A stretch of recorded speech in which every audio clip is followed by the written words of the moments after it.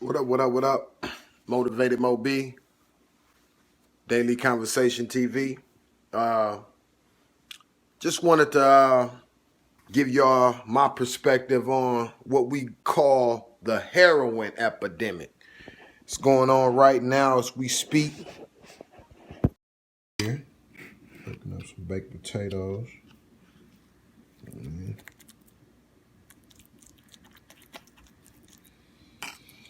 Yeah, just getting into it, I grew up in the 80s, crack epidemic. It was real bad. My parents, they was hardworking, lower middle class parents. No drug abuse, a little weed, but that's not a drug. Either way, I didn't necessarily go through it personally in my home, but I was affected by it. Had family members that was on the shit. This heroin epidemic I'm seeing, it's a totally different monster. And they got a lot of support. They ain't created no mandatory minimum laws to lock up, the users, like they did a lot of the crack users back in the day. They put all them in prison. I just remember that. They didn't have no compassion. So, of course, the obvious difference, especially when you're dealing with us Americans, is the fact that the crack users were black and the heroin users are white, right? So now that we got that out the way, of course, when you're a lawmaker and you can identify with somebody, really anybody, when you can identify with somebody, you're going to have sympathy. So I understand that, I'm not asking for nobody's sympathy. If you don't identify with me, you're not going to have no sympathy for me for the most part. That is what that is. We can't really argue that. That's human nature.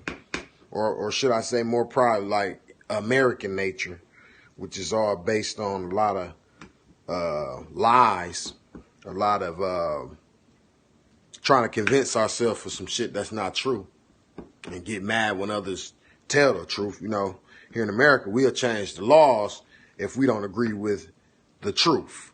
We'll make that shit be true. That's pretty much what we do here.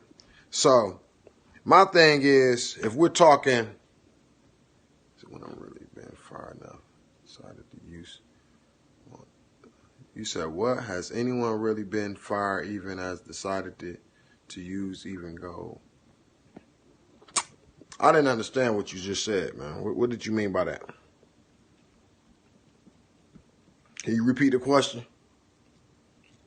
I tried to read it. It didn't really make sense.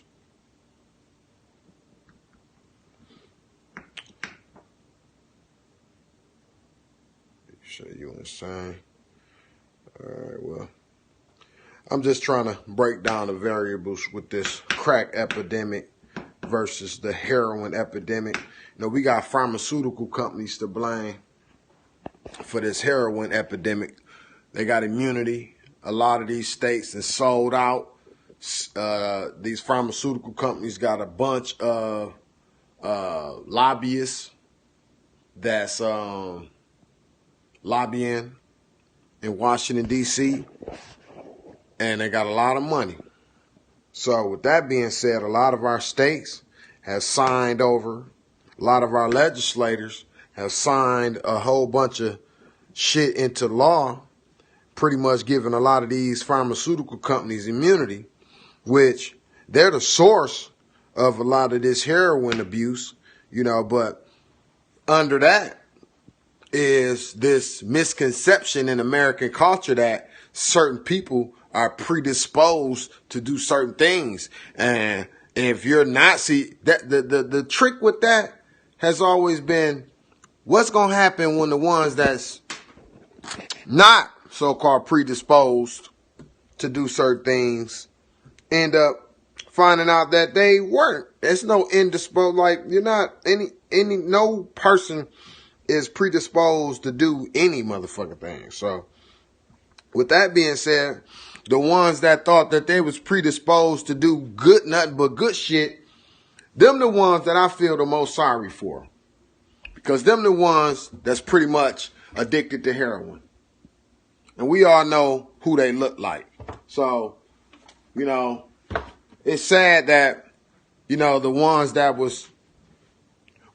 our people, our black people was the ones put on the news, put on the media in the 80s and 90s. You know, a lot of entrepreneurial spirited black men were out here getting money. And they made these laws to put them away in prison forever. These fucking pharmaceutical companies got these monsters working free with immunity, knowing that they're creating some very powerful addictive drugs that's killing these kids out here. And they got immunity. You know, what type of shit is that? But that's America for you. The scapegoat. This is scapegoat, the country of the scapegoat. You know, where they pretty much shit don't match up. Just find a scapegoat to blame the shit on instead of accountability. No accountability, just pointing the finger, finding a scapegoat. And it just so happened the scapegoat always happened to be a person of color. It is what it is. Or a female. I don't know. Just my take. You know, just seemed to me to be like a bunch of politics with this heroin epidemic that, for the most part, it's not going to get no better no time soon, because a lot of what we see is legal. And I always try to explain to people, legal don't mean right. And this is a prime example of legal not being right. Legal, it's a bunch of bad shit that's legal. It's a bunch of great shit that's illegal. So a lot of people in this country believe in the law. And believing in the law, that's believing in man. Believe in God. I don't believe in no law. Don't believe in no laws because they change. People can pay for laws. When you got that going on, it ain't no law. It's just money. So that's it, y'all. Daily Conversation TV, Motivated Mo B. Like, subscribe, comment.